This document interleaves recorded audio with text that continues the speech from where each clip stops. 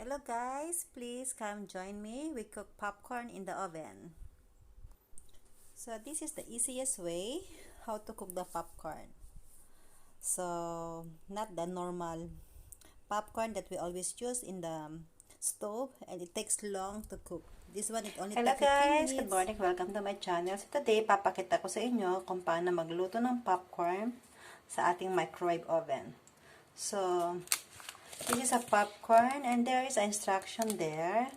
So usually it says set time 1.5 to 2.5. Watch and listen. So, here we go. We try.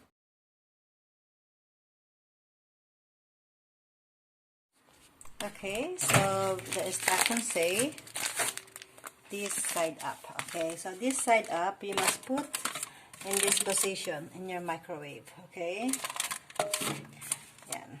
Then close. It says 2.5 or 1.5. You can put the 3. Okay, 3 minutes. 1, 2, 3. Then start. Then wait for the popping sounds.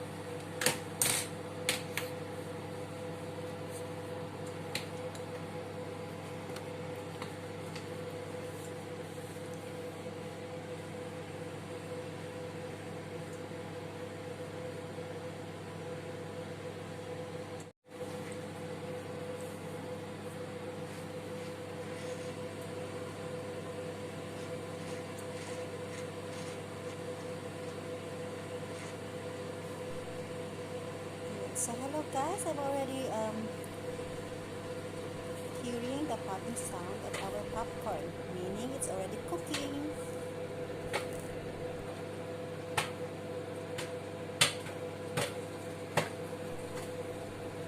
Yeah, can you hear that? It only takes you 3 minutes. Can you hear that, guys? It's popping up. Our popcorn is cooking.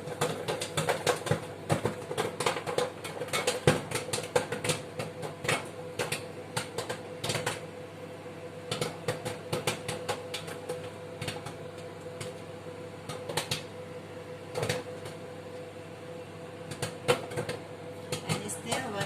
Okay, yeah. Another one more minute.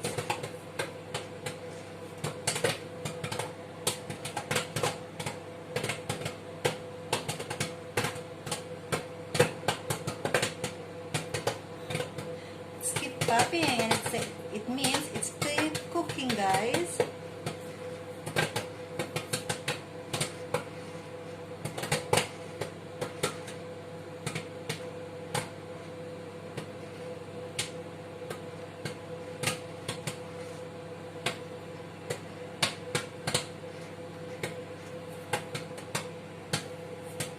So another 23 minutes, 22, 21.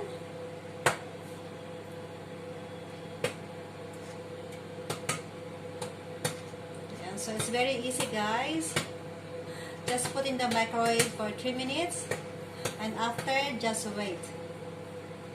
And we will see our popcorn in 2 seconds and end. Ayan.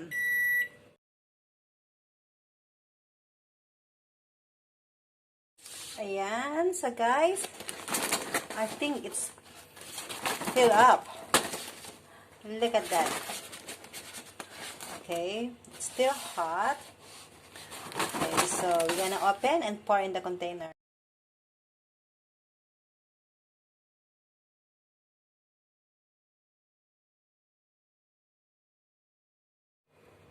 So guys, the popcorn is cooked and the popcorn is ready. So we just pour. As you can see, it's cooked evenly and it's cooked perfectly. Guys, it's cooked perfectly, our popcorn. And it's a lot.